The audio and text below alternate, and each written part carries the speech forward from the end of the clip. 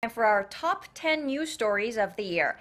Today, we take a look at Korea's politics, the 2018 local elections that took place in June, which marked a huge win for the ruling party and a loss for the opposition bloc.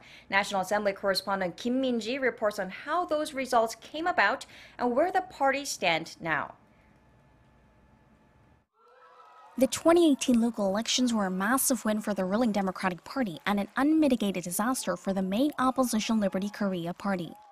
Out of 17 posts for mayor and governor, the ruling party claimed victory in 14, including in traditional conservative strongholds such as Busan, Ulsan and Gyeongsangnam-do Province. The results were devastating for the main opposition party, which was able to secure only 2 posts. The Conservative Party wasn't able to position itself as a strong alternative, nor was it able to completely sever its ties to impeach former President Park Geun-hye. The local elections were seen as more of a referendum on the Moon Jae-in government. The ruling party's victory was buoyed by the high approval rating for the president following the April Inter-Korean summit. The opposition bloc, meanwhile, saw its votes split among them. But things have taken a turn lately. With the economy in the doldrums, all fingers are pointing at the ruling party and the government. The growth rate is falling and job growth is weak. But the government continues to pursue the same policies, and people are getting frustrated.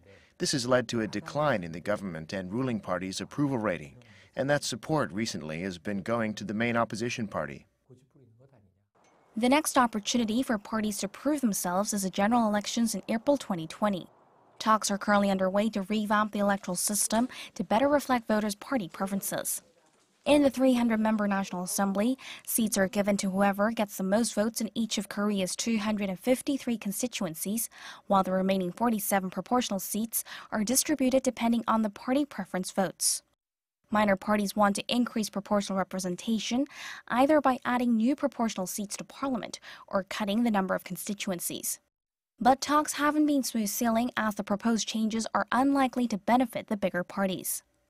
Regardless of how those discussions go, what's for sure is that the ruling party will have to work extra hard before the next elections to retain the voters that supported them, while the opposition will have to reflect on their current shortcomings and use the pain of defeat as an opportunity to overhaul themselves. Kim Min-ji, Arirang News.